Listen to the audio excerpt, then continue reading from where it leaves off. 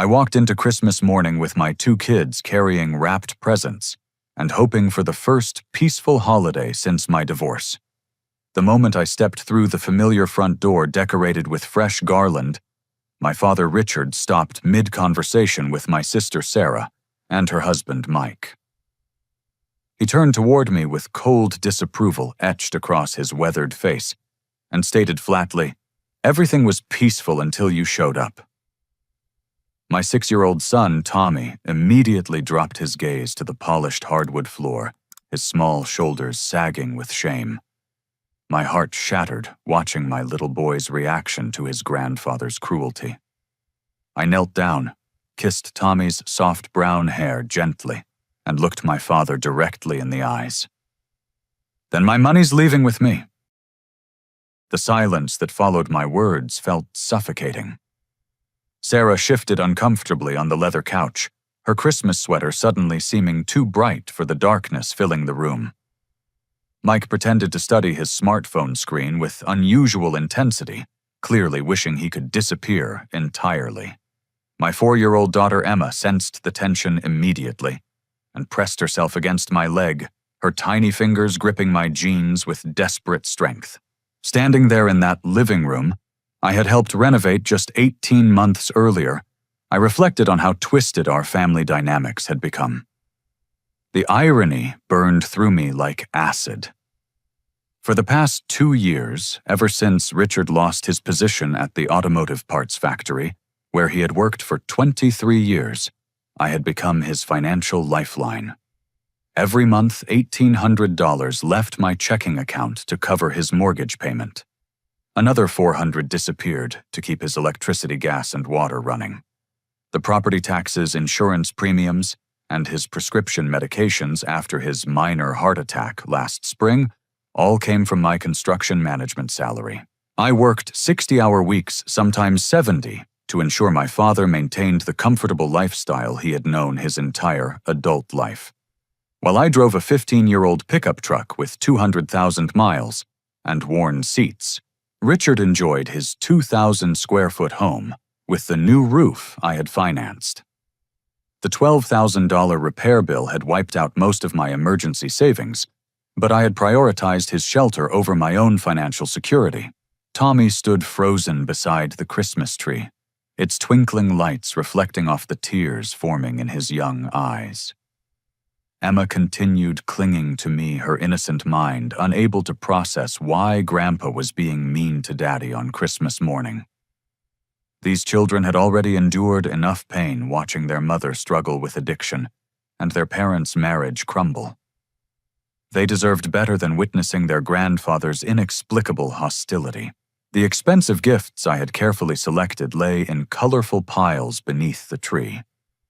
The 65-inch television I had purchased for Richard sat prominently in the corner, still in its original packaging. The gaming console for Tommy, the art supplies for Emma, the jewelry for Sarah, and the tools for Mike represented weeks of overtime work and careful budgeting. Every present reflected my desire to bring joy to our fractured family during the holiday season. But as I looked at my father's stern expression and my son's wounded posture, I realized that my generosity had somehow transformed into resentment. The man I had financially supported without question now treated my presence like a burden, my children like unwelcome intruders in a home I was literally paying to maintain. I began methodically gathering the presents I had brought, loading them back into their shopping bags with calm determination. Richard watched from his recliner, his jaw set in stubborn defiance, apparently believing I was making empty threats. Sarah finally spoke up, her voice barely above a whisper. "Jack, maybe we should all just calm down and enjoy Christmas together." I continued collecting gifts, my movements deliberate and unhurried. The new winter coats for the kids, the expensive bourbon for Richard, the spa gift certificate for Sarah. Each item represented hours of my labor sacrifices I had made willingly out of love and family obligation. Yet somehow my efforts had created an environment where my father felt entitled to humiliate me in front of my children. When I picked up the television box, Richard finally moved. He followed me toward the front door, his slippers shuffling against the hardwood floors I had helped refinish 2 summers ago. "What exactly do you think you're doing, Jack?" His question hung in the cold December air as I loaded the TV into my truck bed. Tommy and Emma watched from the doorway, confusion replacing their earlier excitement about Christmas morning. I had promised them a wonderful holiday with their grandfather, aunt, and uncle. Instead, they were witnessing the destruction of relationships they had counted on for stability. "I'm taking my gifts with me, Dad, along with everything else I've been providing." The realization began dawning in his eyes, but his pride prevented him from backing down. 20 years of being the family patriarch of making decisions and expecting compliance had not prepared him for this moment of accountability. Richard had spent months complaining about my presence at family gatherings, despite my financial contributions keeping his household afloat. He criticized my parenting, questioned my work ethic, and made subtle comments about my divorce being evidence of my character flaws. Yet when mortgage payments came due, when appliances needed replacing, when medical bills arrived, I remained his first phone call. The twisted dynamic had created a prison for both of us. I felt trapped by responsibility and guilt, while he felt diminished by dependence. Instead of addressing our mutual frustration honestly, we had allowed resentment to poison what should have been grateful interdependence. But watching Tommy's shame and Emma's fear crystallized everything for me. My children's emotional well-being mattered more than preserving a dysfunctional family peace. They needed to see their father standing up for dignity and respect, not accepting abuse for the sake of avoiding conflict. As I secured the television in my truck bed, Richard moved closer, his voice dropping to an urgent whisper. The reality of losing his financial support was beginning to penetrate his stubborn facade. "Now hold on just a minute, son." The conversation that followed in my father's driveway changed everything I thought I knew about our family relationships. What started as Richard demanding an explanation for my actions quickly transformed into revelations that left me reeling with betrayal and hurt. "You can't just take those presents and leave," Richard insisted, his breath visible in the frigid morning air. "The kids are expecting Christmas here. Sarah's been cooking since yesterday." I secured the last of the gifts in my truck and turned to face him fully. "The kids are expecting respect for their father, something you apparently can't provide. Respect." Richard's laugh was bitter and hollow. "You show up here acting like you own the place because you help out a little with the bills." "Help out a little." The phrase hit me like a physical blow. "Dad, I pay your mortgage. I pay your utilities. I paid for your roof, your furnace, your medical expenses. I've kept you from losing this house." Sarah appeared in the doorway, still wearing her Christmas apron, her face pale with obvious distress. She walked toward us, slowly wrapping her arms around herself against the cold. "Jack, please don't leave. We can work this out." "Can we, Sarah, because I'm starting to wonder what exactly has been happening behind my scenes?" My sister's expression crumbled, and I knew immediately that she possessed information she had been hiding. The guilty look in her eyes confirmed suspicions I had been suppressing for months. "Tell him," I said quietly. "Tell me what's really been going on." Sarah glanced between Richard and me, clearly torn between loyalties. Richard's sharp look warned her to remain silent, but the tension had reached a breaking point where truth could no longer be contained. "Dad's been telling everyone that you're the problem," she finally whispered. "At Thanksgiving, when you couldn't make it because Emma was sick, he told all the aunts and uncles that you're an ungrateful deadbeat who only shows up when you need something."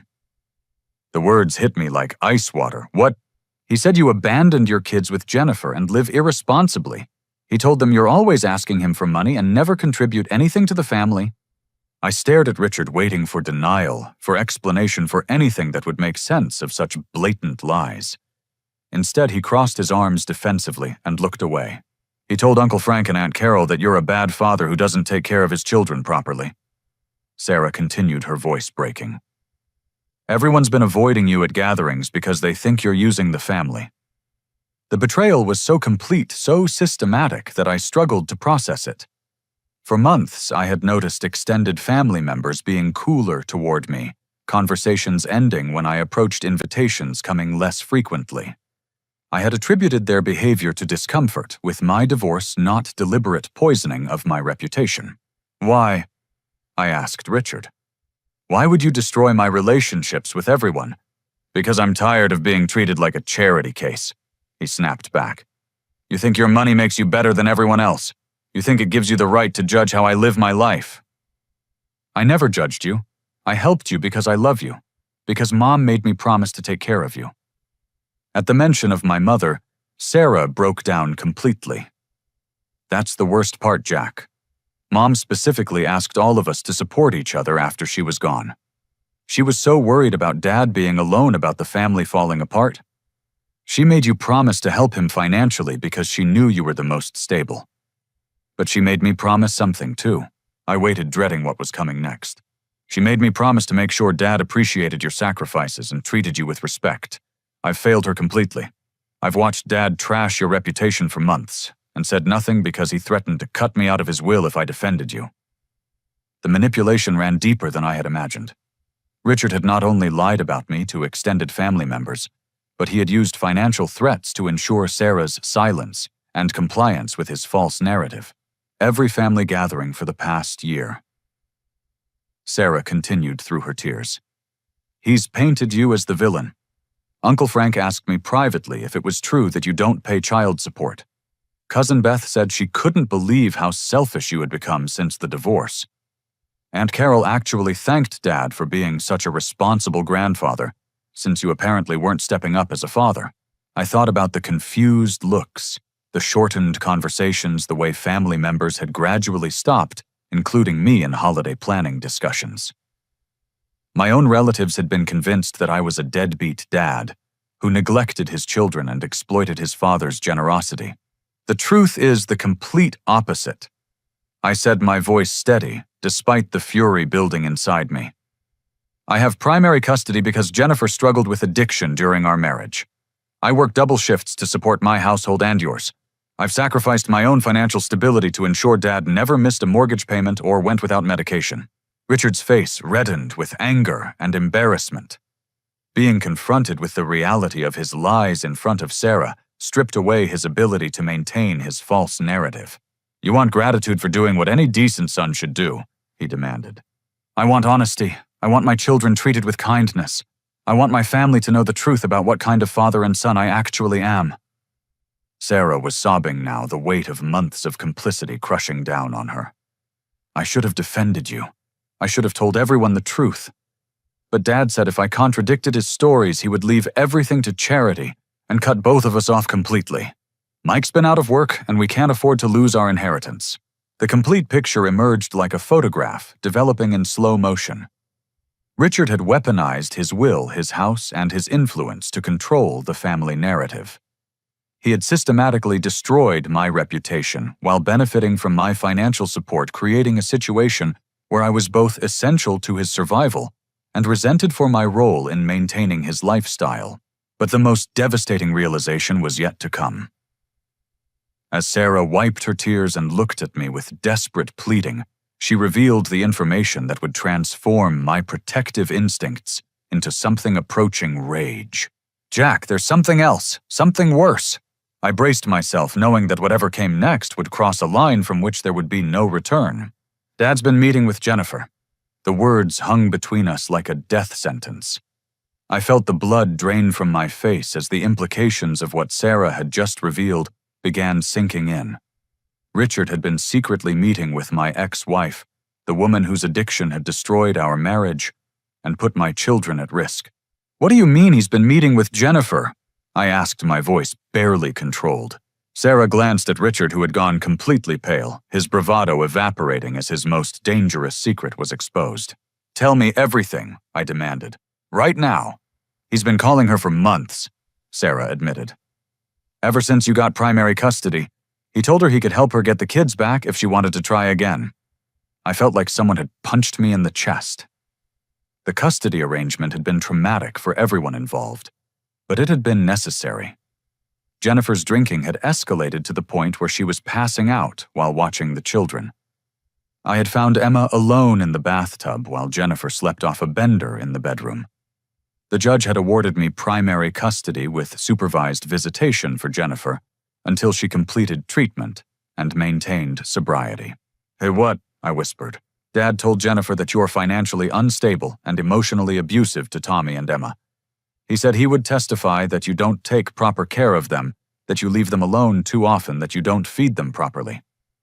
Each word felt like a knife, twisting deeper. My father had been building a case against my fitness as a parent, while simultaneously accepting my financial support for his own survival. "He's been taking pictures." Sarah continued, her voice breaking. "Pictures of the kids when they look tired or upset.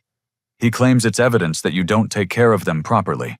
Last weekend when you brought them over after Tommy's soccer game, he took photos of them looking sweaty and dirty, and said it proved you don't maintain their hygiene." I remembered that afternoon. Tommy's team had played in muddy conditions, and both kids had been exhausted from running around in the heat. They had been happy and excited to tell their grandfather about the game, but I had noticed Richard acting strangely, stepping away to use his phone several times.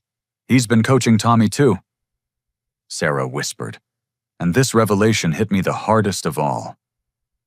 Teaching him to say negative things about living with you.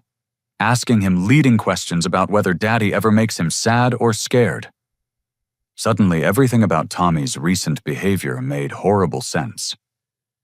The 6-year-old had become withdrawn and anxious over the past few weeks, asking strange questions about whether I loved him, whether he was being good enough, whether he was going to have to go live with Mommy again. I had attributed his emotional regression to normal post-divorce adjustment, but it had actually been the result of systematic psychological manipulation by his own grandfather. "Jennifer is scheduled to file for full custody the day after Christmas," Richard said quietly, speaking for the first time since Sarah had begun revealing his schemes. "I already provided an affidavit detailing your failures as a father." The timeline crystallized with sickening clarity. Richard had planned to enjoy Christmas dinner and presents funded by my labor, then support a legal action designed to take my children away from me. He had been playing a long game undermining my parenting while benefiting from my financial sacrifices. "You've been lying to family members about my character while secretly working to destroy my relationship with my children," I said, my voice steady despite the rage building inside me. "All while living in a house I pay for eating food, I help provide enjoying comforts I make possible. Those kids belong with their mother," Richard replied, attempting to justify his betrayal. "A man who can't even maintain his own marriage shouldn't be trusted with children." The cruelty of that statement delivered on Christmas morning while my confused children waited inside revealed the depth of Richard's resentment and manipulation. He had weaponized my divorce, my financial struggles, and even my children's well-being to serve his psychological need to regain control and superiority in our relationship. I looked at Tommy through the window, still standing beside the Christmas tree, with his head down and Emma pressed against the glass, watching us argue. These innocent children had become pawns in their grandfather's twisted game of revenge against imagined slights and wounded pride. "Jennifer agreed to this?" I asked Sarah. "She's scared," Sarah admitted. "Dad convinced her that you're planning to move far away and prevent her from seeing the kids. He told her you've been saying terrible things about her to Tommy and Emma, turning them against their mother." More lies, more manipulation.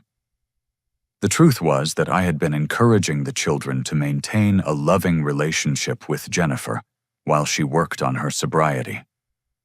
I had never said anything negative about their mother in their presence, understanding how damaging that would be to their emotional development. Richard had created fictional grievances on both sides, convincing Jennifer that I was alienating the children from her, while simultaneously building a case that I was an unfit father. His scheme required him to be the solution to problems he had invented, positioning himself as the concerned grandfather, protecting everyone from my supposed failures. "The filing is scheduled for tomorrow," I asked. "Thursday morning." Richard confirmed. Jennifer's lawyer believes the affidavit and photographs provide sufficient evidence for an emergency custody modification. I thought about the legal fees, the trauma to the children, the potential damage to their sense of security and stability. Even if Jennifer's petition failed, the process would put Tommy and Emma through another painful evaluation of their living situation. They would be questioned by social workers, possibly separated from me temporarily, definitely forced to confront the instability of their family structure once again, all because their grandfather had chosen to destroy their father rather than appreciate his sacrifices.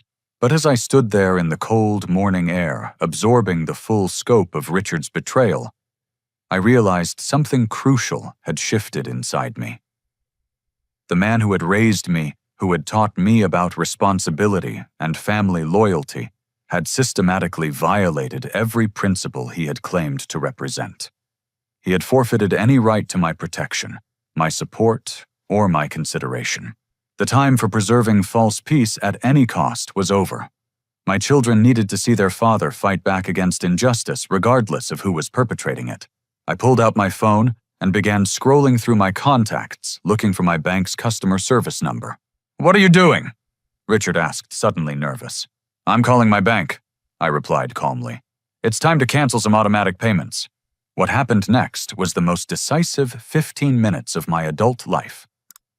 Standing in that driveway with my phone pressed to my ear, I systematically dismantled the financial foundation that had enabled Richard's betrayal and manipulation. "First National Bank Customer Service, this is Amanda. How can I help you today? I need to cancel several automatic payments immediately." I said, my voice calm and professional, despite the emotional storm raging inside me.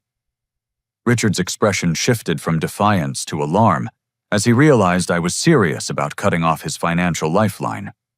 He reached for my phone, but I stepped away, maintaining my conversation with the bank representative. "I need to cancel the automatic mortgage payment to Richard Thornton account number."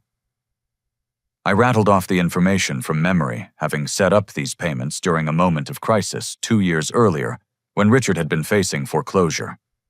"Sir, I see that payment is scheduled to process tomorrow, December 26th. Would you like me to stop that payment as well?" "Yes, cancel that one and all future payments to that account." Richard was frantically gesturing, mouthing the word "no" repeatedly, but I continued methodically destroying the financial arrangements that had kept his comfortable lifestyle intact. "I also need to cancel automatic payments to Atlantic Energy account number," the electric company payment that had kept his lights on through 2 winters, "and the automatic payment to City Water Works, the utility that ensured hot showers and clean dishes." Sarah watched in growing horror as she began calculating the financial implications. Without my support, Richard would default on his mortgage within 30 days, lose his utilities within 2 weeks, and face immediate financial catastrophe. "Finally, I need to cancel the automatic payment to First Credit Union for vehicle loan number, the car payment for the sedan. Richard drove to his doctor appointments and grocery shopping. All payments have been canceled successfully, Mr. Thornton. Is there anything else I can help you with today?" "That's everything. Thank you for your assistance." I ended the call and immediately opened my banking app to confirm the cancellations. 6 automatic payments that had totaled nearly $3,000 monthly were now terminated. Money that had been leaving my account for 24 consecutive months would now remain available for my children's needs and my own financial recovery. Richard stared at my phone screen as I showed him the confirmation numbers for each cancellation. The reality of his situation was beginning to penetrate his shock and denial. "You can't be serious about this," he said, his voice shaking. "I can't afford those payments on my own. You should have thought about that before you decided to destroy my relationship with my children," I replied. "Let me break down exactly what you've been taking for granted." I pulled out a small notebook from my truck's glove compartment, where I had been tracking the family expenses for tax purposes, and began reading the figures aloud. Monthly mortgage payment $1,825. Electric bill average $215. Gas bill average $130. Water and sewer $78. Car payment $349.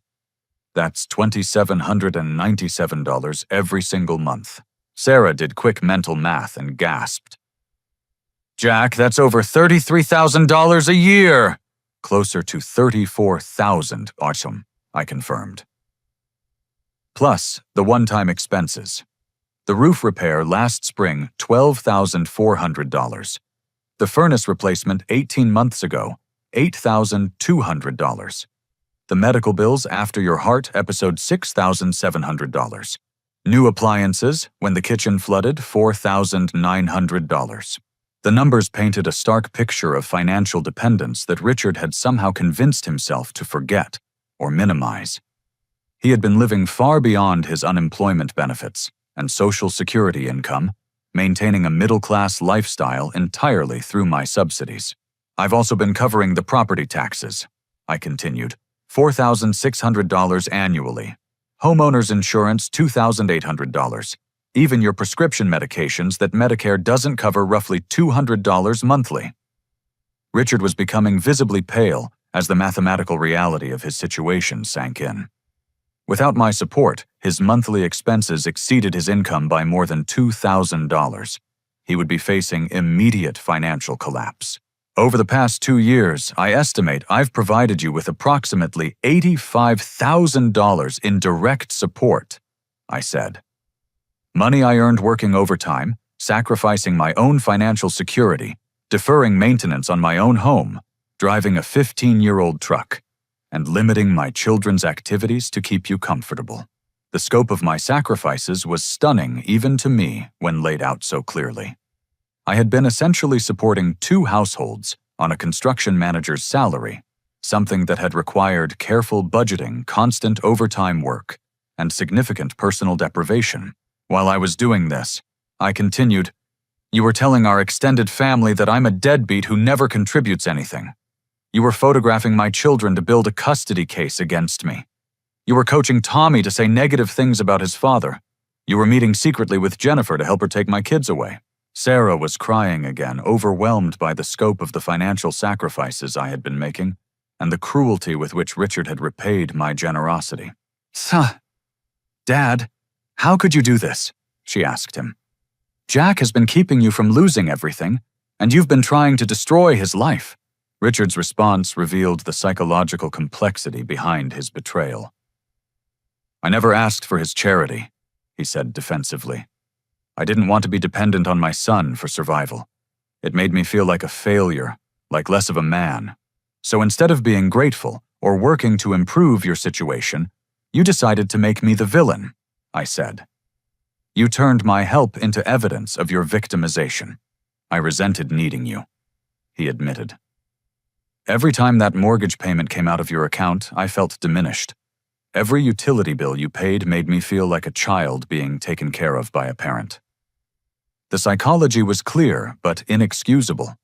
Richard's wounded pride had transformed gratitude into resentment, dependence into hostility, and family loyalty into systematic betrayal. Rather than addressing his feelings honestly or working to regain financial independence, he had chosen to destroy my reputation and relationships as a way of psychologically balancing the scales. But understanding his motivation didn't excuse the damage he had caused or change the reality of what needed to happen next. Check your accounts, I told him. See for yourself that the money is gone. Richard pulled out his own phone and logged into his bank app. The color drained from his face as he saw his checking account balance and the absence of pending deposits that had been automatically scheduled for the next day. Jack, please, he said, his voice breaking. I can't survive without your help. I'll lose the house, the car, everything. You'll lose exactly what you were willing to cost me, I replied. My children, my reputation, my peace of mind, my relationship with our extended family. The reversal was swift and complete. The man who had been humiliating me in front of my children 30 minutes earlier was now begging for the financial mercy he had been taking for granted while actively sabotaging my life. But his financial panic was only the beginning of the reckoning that was about to unfold. The decision to expose Richard's lies to our extended family was spontaneous but necessary. Standing in that driveway watching him panic about his financial future while my children waited inside confused and hurt, I realized that his manipulation had poisoned relationships I valued deeply. If I was going to rebuild my reputation and protect my children from further psychological damage, the truth needed to spread as systematically as his lies had. I scrolled through my contacts and found Uncle Frank's number. As Richard's older brother and the unofficial patriarch of our extended family, Frank's opinion carried significant weight with aunts, uncles, and cousins. If Richard had convinced Frank that I was irresponsible and ungrateful, those beliefs had likely influenced everyone else's perception of me. "Uncle Frank, it's Jack.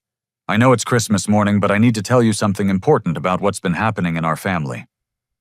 Richard tried to grab my phone again, but I walked further away, my voice carrying clearly in the cold air. Sarah remained frozen between us, torn between protecting her father and supporting the truth. "I'm calling to let you know that I've just discovered Dad has been lying to the family about me for months. The stories about me being irresponsible and not contributing to the family are completely false." Frank's voice was immediately concerned. "What do you mean, son? For the past 2 years, I've been paying Dad's mortgage, utilities, car payment, and medical expenses. I've spent over $80,000 keeping him from losing his house. While I've been doing this, he's been telling everyone that I'm a deadbeat who only shows up when I need something." The silence on the other end lasted several seconds before Frank exploded. "He told us you were constantly asking him for money and never paying it back. He said you abandoned your kids with your ex-wife and lived irresponsibly. Uncle Frank, I have primary custody of Tommy and Emma because Jennifer struggled with addiction. I work 60 to 70 hours a week to support both my household and Dad's. I haven't asked him for a penny in over 2 years. Son of a..." Frank caught himself remembering it was Christmas morning. "Jack, this explains so much. We've all been wondering how Richard afforded his lifestyle on unemployment and Social Security. And we couldn't understand why you seemed so distant at family gatherings." "I was distant because everyone was treating me like I was using the family," I explained. Now I know why. Frank's anger was building as he processed the implications. "That lying..." "Jack, I owe you a huge apology. We all do.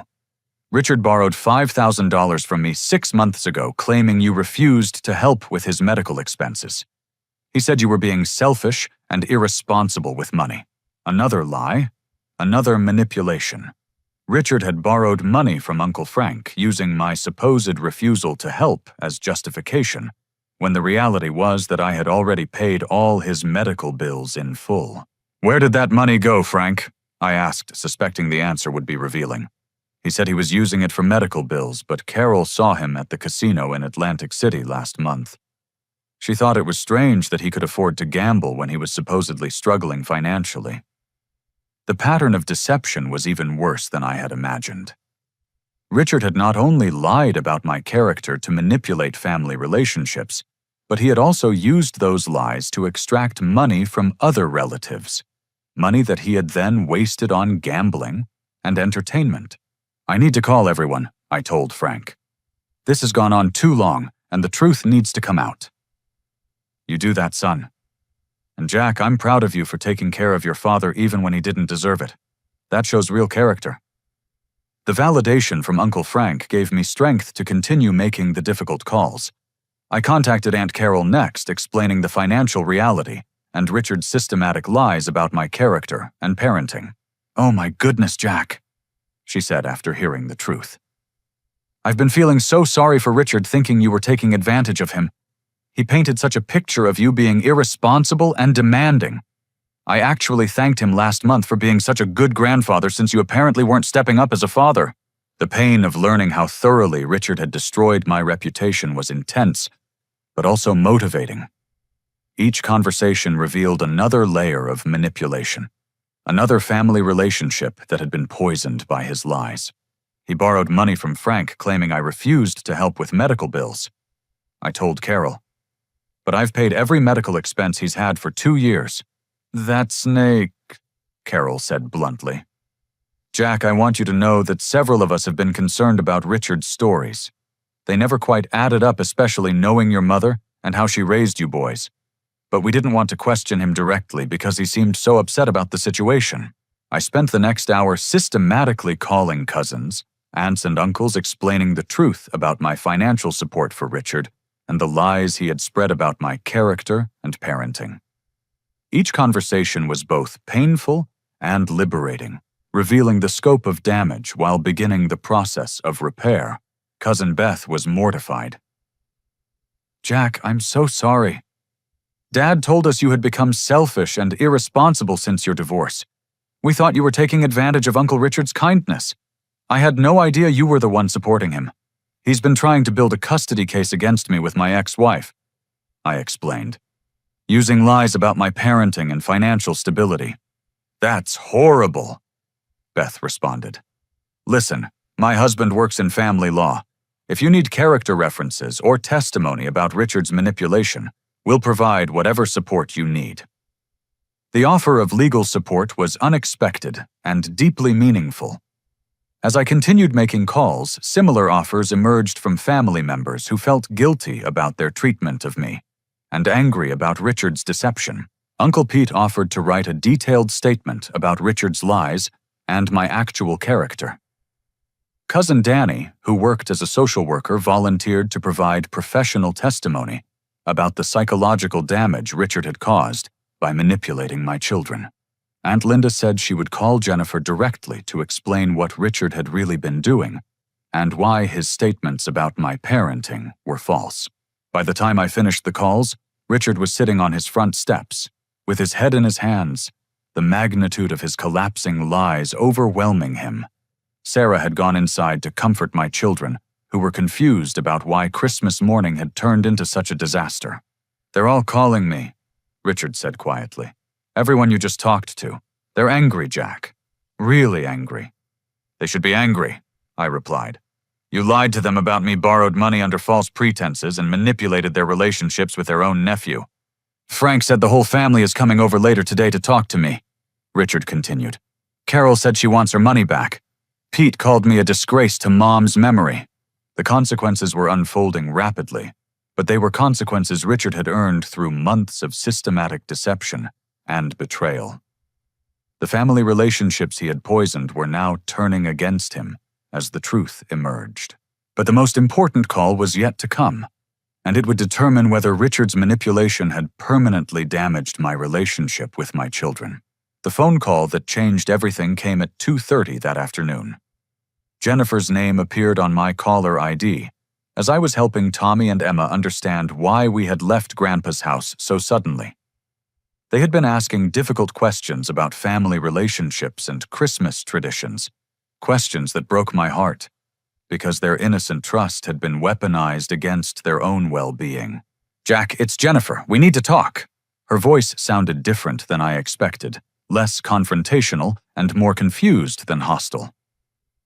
I stepped into the kitchen while the kids watched a Christmas movie in the living room, needing privacy for what I suspected would be a crucial conversation. "I just got off the phone with your Aunt Carol," Jennifer continued. "She told me some things about your father that I need to understand."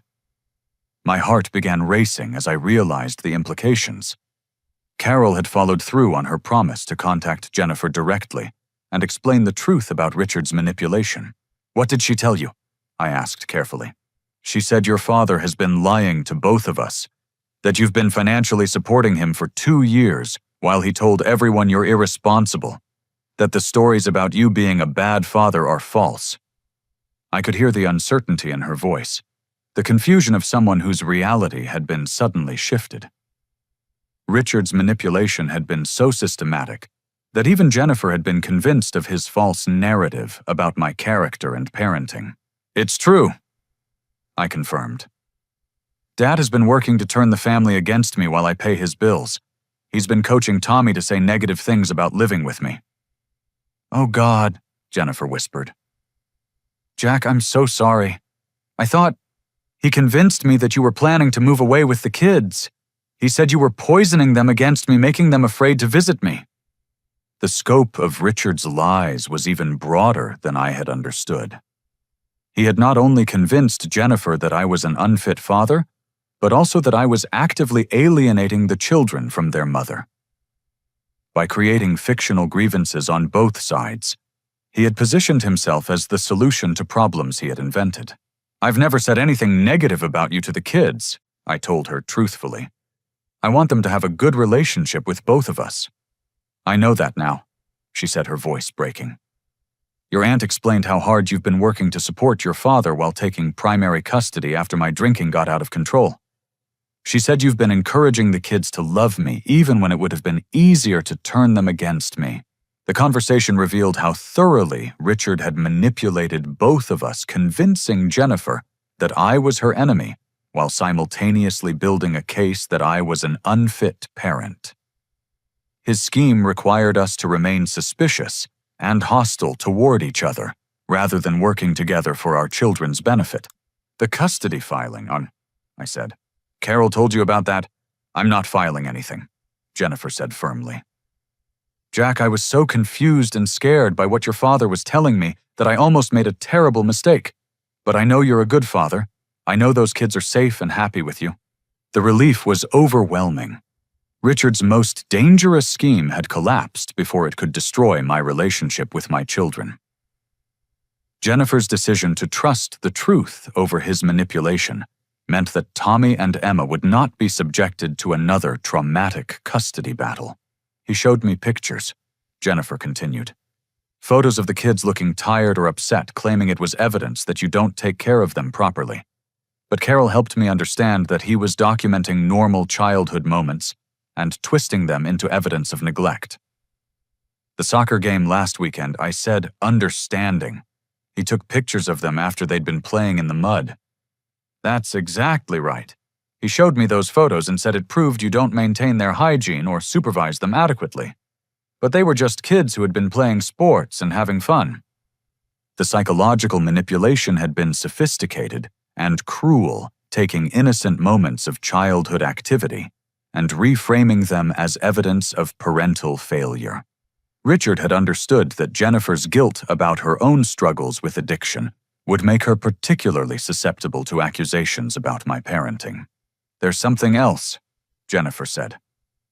He's been calling me for weeks, asking leading questions about whether you've ever seemed angry or impatient with the kids.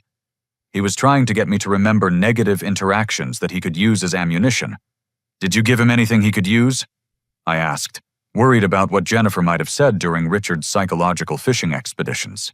No, because there wasn't anything to give him, she said. Jack, even during our worst times, even when I was drinking and our marriage was falling apart, I never saw you be anything but patient and loving with Tommy and Emma. That's why his accusations never quite made sense to me. The validation meant everything. Despite the pain of our divorce and her own struggles, Jennifer had maintained an honest assessment of my character as a father. Richard's manipulation had confused and frightened her, but it had not completely overcome her direct knowledge of my parenting.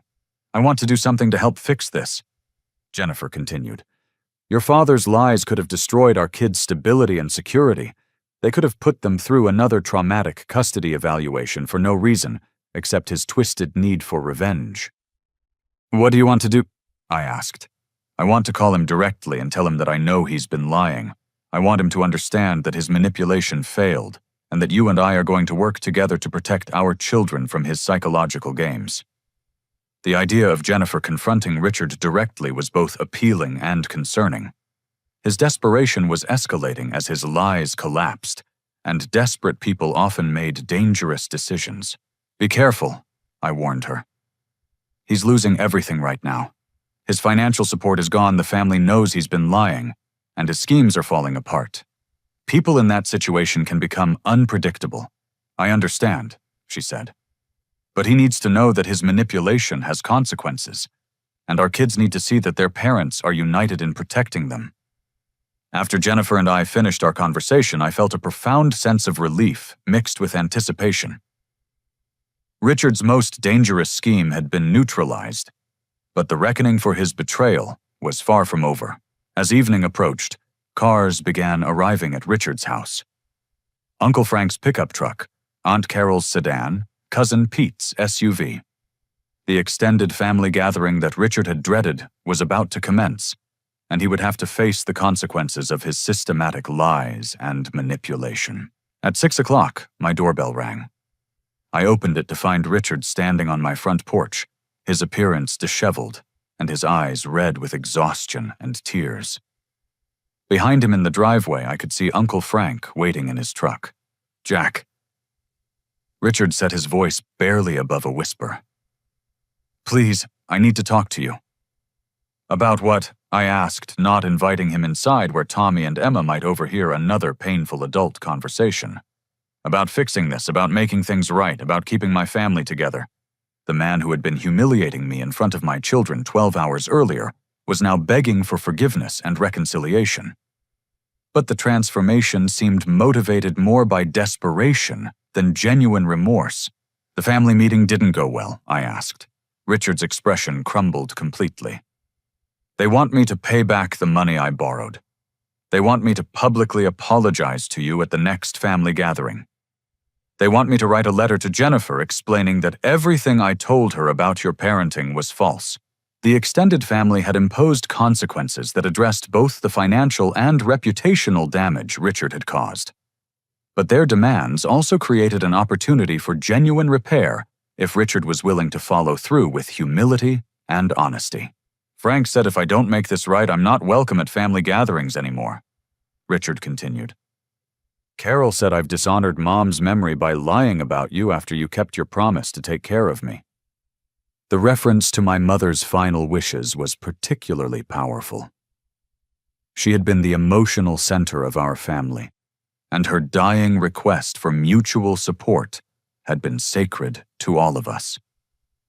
Richard's violation of that trust by manipulating and betraying the son she had asked to care for him represented the deepest possible betrayal of family values. "What do you want from me?" I asked directly. "I want you to give me another chance," he said desperately. "I'll do whatever it takes to earn back your trust and the family's respect. I'll go to counseling, I'll get a job, I'll stop the gambling. Just please don't abandon me completely." The admission about gambling confirmed what Uncle Frank had suspected about where the borrowed money had actually gone. Richard's financial problems were more complex than simply unemployment and medical expenses. They included self-destructive behavior that had wasted money while he accepted my support. "And my children?" I asked.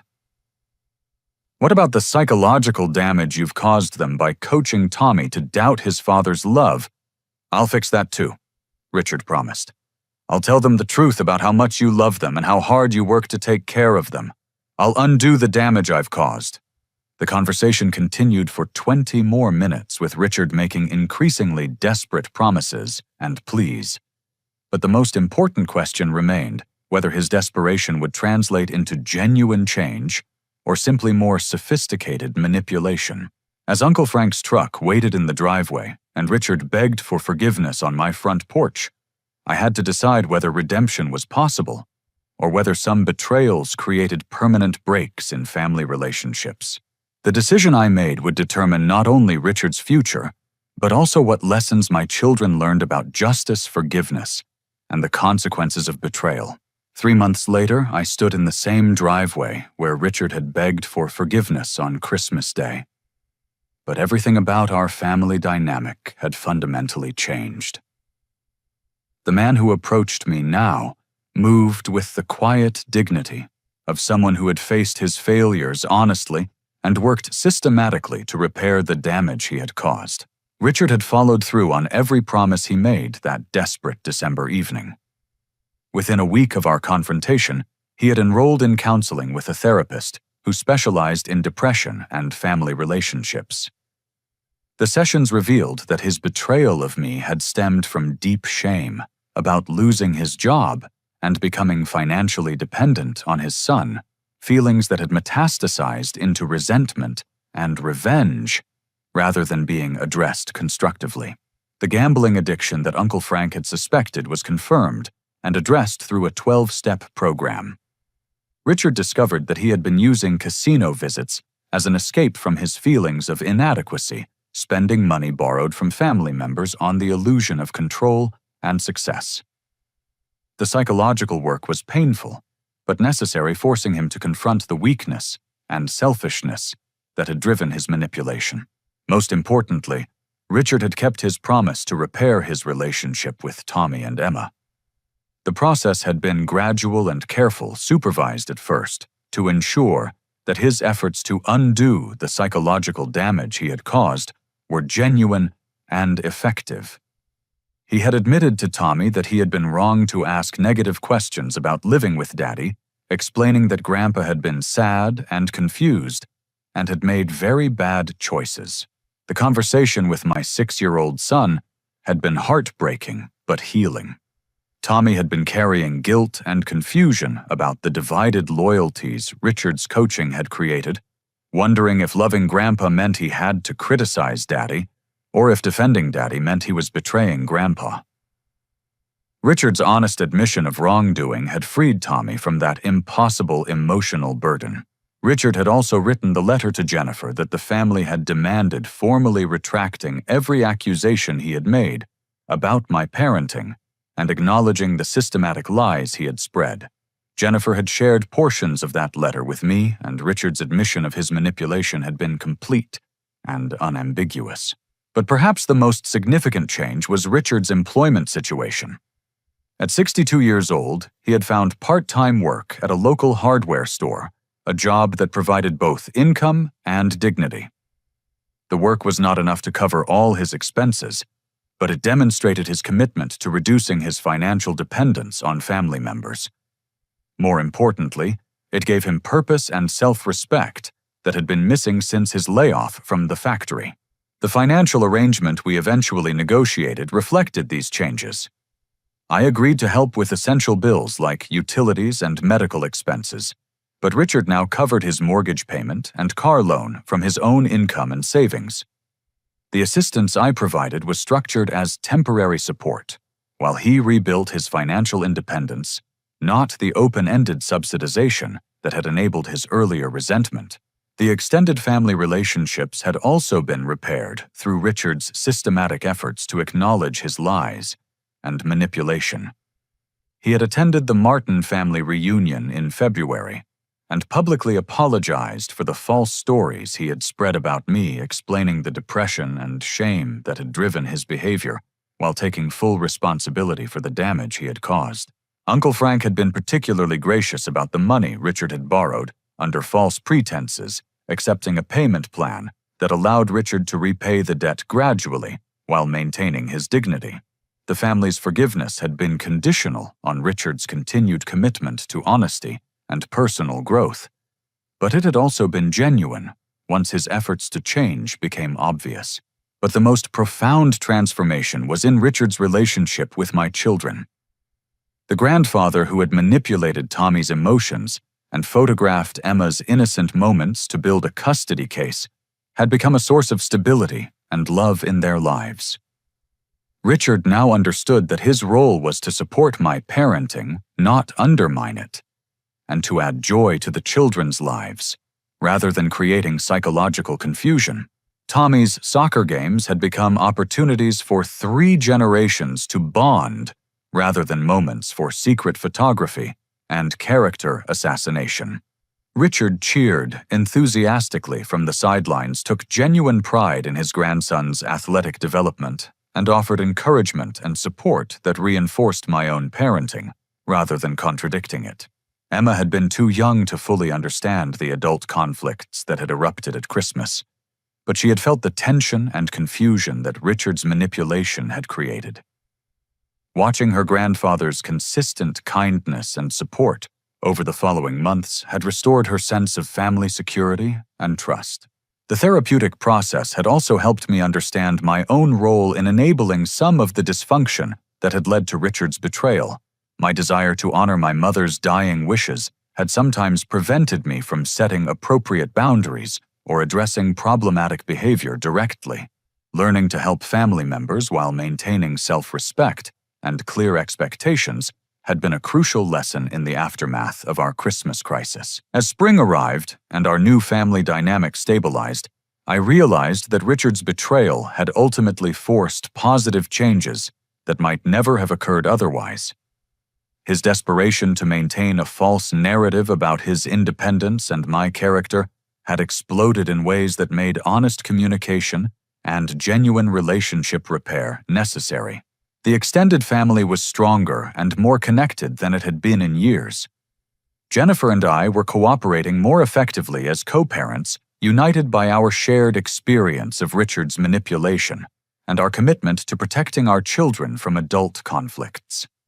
Tommy and Emma had a grandfather who supported their father rather than undermining him, and they had learned valuable lessons about honesty, accountability, and the possibility of redemption. On this particular Saturday in March, as I watched Richard help Tommy practice batting in the backyard, while Emma collected flowers for a bouquet, I reflected on the complexity of justice and forgiveness in family relationships. Richard's betrayal had been cruel and systematic, motivated by selfishness and pride rather than any legitimate grievance. The damage he had nearly caused to my relationship with my children was unforgivable in the abstract. But families are not abstract institutions governed by rigid principles of justice. They are collections of flawed human beings whose lives are intertwined in ways that make permanent separation traumatic for everyone involved. Richard's willingness to face his failures honestly and work consistently to repair the damage he had caused had made forgiveness possible without requiring me to forget or minimize his betrayal. The lesson I learned through those painful months was that true strength sometimes requires protecting boundaries and demanding accountability, even from people we love. Enabling destructive behavior out of misguided loyalty or fear of conflict often leads to greater damage than honest confrontation. My children needed to see their father standing up for dignity and respect, not accepting abuse for the sake of preserving false peace. But they also needed to see that redemption is possible when someone commits genuinely to change. Richard's transformation from manipulative betrayer to supportive grandfather had shown Tommy and Emma that people can recognize their mistakes and work to become better. That lesson about the possibility of growth and repair would serve them well as they navigated their own relationships throughout their lives. As the afternoon sun cast long shadows across the yard, and my children's laughter mixed with Richard's encouraging voice, I felt a deep sense of peace that had been missing from our family for far too long. Justice had been served through consequences and accountability, but mercy had also been extended through the opportunity for redemption. The man who had humiliated me in front of my children on Christmas morning had become someone who celebrated their achievements and supported their emotional development.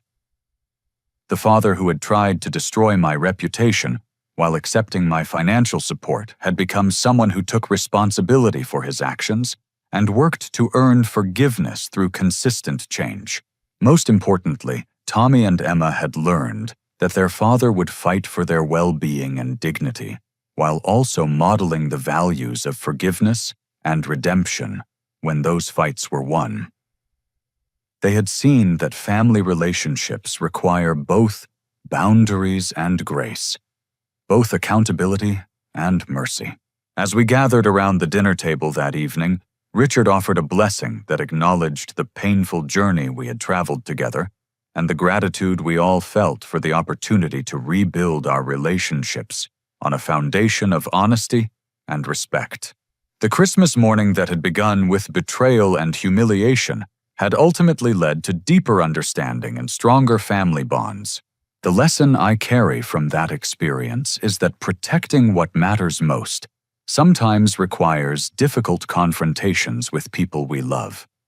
But when those confrontations are handled with dignity and openness to redemption, they can create opportunities for relationships to become stronger and more authentic than they were before the crisis occurred. True family strength comes not from avoiding conflict or accepting dysfunction, but from facing problems honestly and working together to create relationships based on mutual respect, genuine care, and shared commitment to each other's well-being.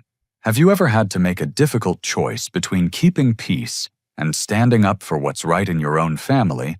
I'd love to hear your thoughts in the comments below about how you handled situations where family relationships were tested by betrayal or manipulation. If this story resonated with you, please give it a like to help others who might be facing similar family challenges find it. Don't forget to subscribe for more real-life stories about overcoming difficult relationships and finding strength in unexpected places. And please share this story with anyone who might benefit from hearing about the possibility of redemption and healing, even after serious betrayal. Sometimes the people we love need to see that change is possible and that families can emerge stronger from their darkest moments. Thank you for listening to my story and for being part of a community that believes in the power of truth, justice, and forgiveness. I hope your own family relationships continue to grow stronger through honest communication and mutual respect.